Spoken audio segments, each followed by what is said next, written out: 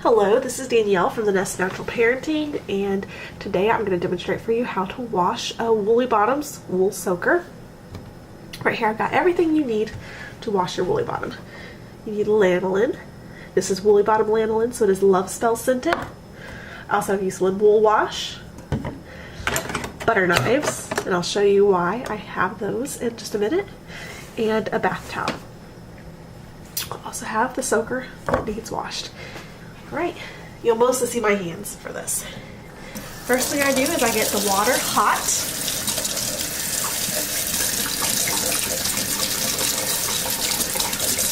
While doing that, I get my lanolin ready.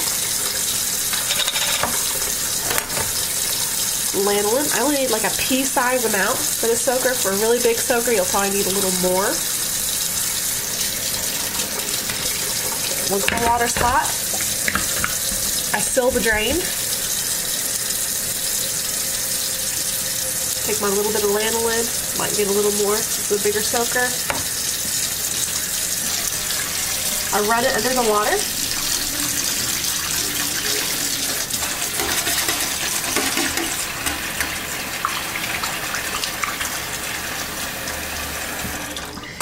I use hot water so that it will dissolve the lanolin into the water so that the lanolin is actually a liquid instead of a solid form. I'll take my wool wash.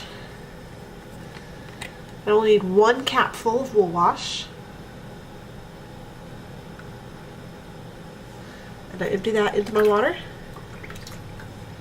Then if my water is really, really hot, and I make it hot so that it melts the lanolin, but if it's really, really hot, I know that I can't put the wool soaker into the really hot water. It'll shock it and shrink it. So I add some cool water.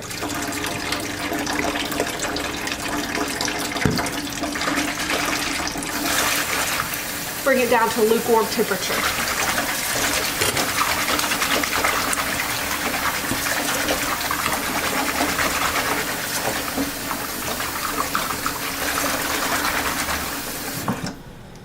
Once it's lukewarm, I'm ready to wash my soaker.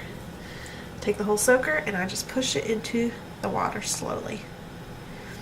At first, you notice that the water is repelled by the soaker. It's because it still has lanolin in it and it's waterproof.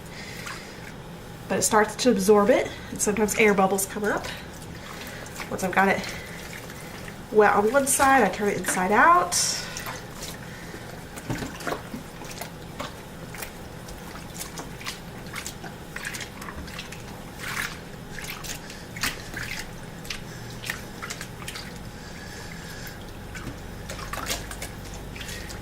Right now I'm just pushing it into the water, making sure that the water is absorbing all the, or that the soaker is absorbing all the water. This particular soaker I've got a little bit of a mess on. It happens very rarely, but since it does happen, I wanted to show you all what I do for that. I take a little bit of extra wool wash and I rub it into whatever my problem area is. Right here you can see that when changing the diaper, what actually happened with this one is my baby kicked her poopy diaper and kicked the poop onto the wool soaker that I had laying next to her. So I've got poop all over right here. But I just rubbed that wool wash into it. Back in the water.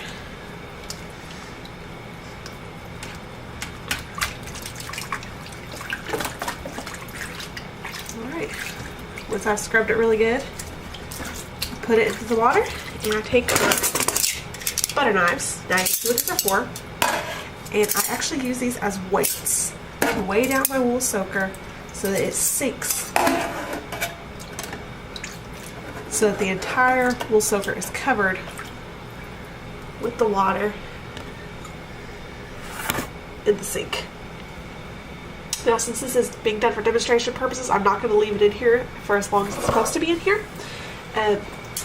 Normally, I would leave this in here for like 10 minutes or so, and then I would come back and I would take it out and dry it. But for demonstration purposes, I'm just going to go ahead and take it out now and show you how to dry it. Then after the video is over, I will wash it again and let it soak the time it needs. So imagine 10 minutes is up. So now we're going to take our wool soaker out. There are two ways to do this. You can either just take it out of the water, or some people like to drain their water because the water is rich. It is so full of lanolin right now that if you drain it, then all that lanolin has to go through the soaker to get down the drain. So more of that lanolin actually gets attached to the soaker itself. So that's the reason for that. But it's not necessary. You can just pull it out yourself. Then you just squeeze it to get out all the excess water. You'll notice that it's really, really heavy. Wool is supposed to hold 30% of its body weight in water without even feeling wet. And then once it is wet, it holds a lot more than that. But I'll fold it in half. I'll squeeze. There's a lot of water will come out. One thing you never do this. That's bad. You do not want to twist your wool or wring it. It's okay to fold it, to squish it. That's okay. But you do not want to twist it and wring it. But once I've got it, a lot of the water squeezed out, I'll take it to a towel. I usually use a large bath towel. I will lay the wool soaker flat in it, and I'm going to back up this video camera so you can see more. I lay the wool soaker flat in the bath towel. Then I will roll up like this, pushing the whole time to help dry it out. Then I'll unroll it. I might do it on the other side over here since that's all wet.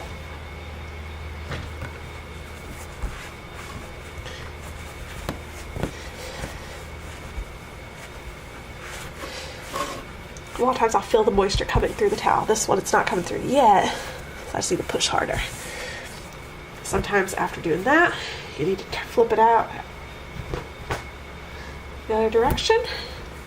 So now it's inside out, because this side is still really wet. This side is drier, but this side is still really wet.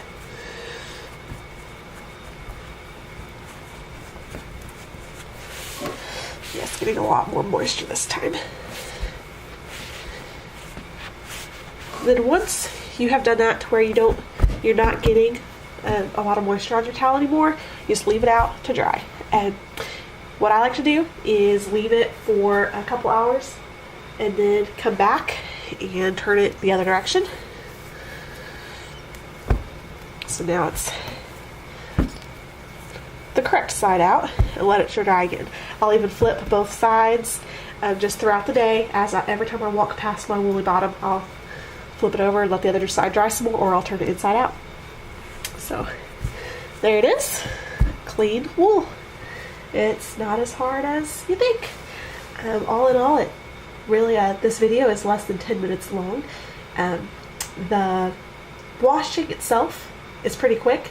The longest part is leaving it to soak, and usually I leave it to soak for 10 minutes, but during that time I can switch out laundry, I can get something cooking on the stove. There's so many other things that you can do in that other 10 minutes. But if you have any questions, please visit us at our Facebook page, www.facebook.com/thenestnaturalparenting. And if you need to purchase some wool wash, or lanolin, we have all this on our website, www.everylife.com/thenest. And both those web addresses are in the section directly below this video. Let me know if you have questions. Bye.